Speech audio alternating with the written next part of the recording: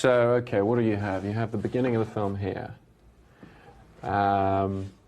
What's the best way to draw it?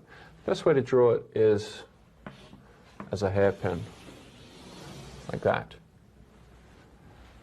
That's basically the end of the movie. This stuff is the black and white stuff. This is color. And this is running backwards as a series of jumps. And what we do is we cut between the two the whole way through.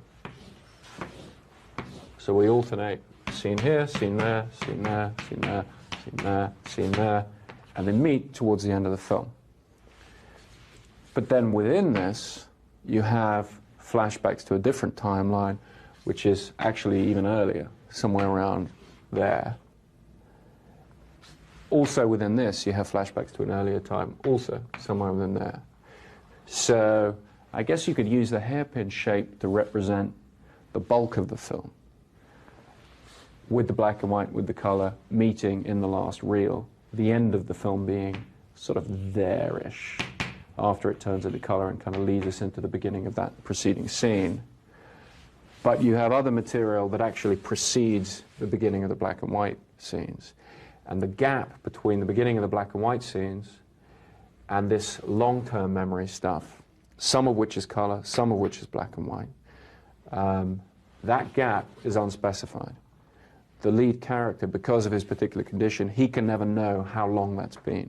He's cut loose in time, effectively.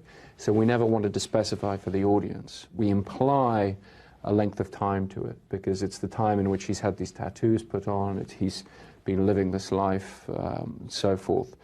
So that gap, to me, is where the most interesting ambiguity of the film is, at the end. You know, we never wanted to step fully outside his head and, you know, specify too many of these things in terms of an objective reality. Because to me, one of the interesting things about the film and what we were trying to do is essentially present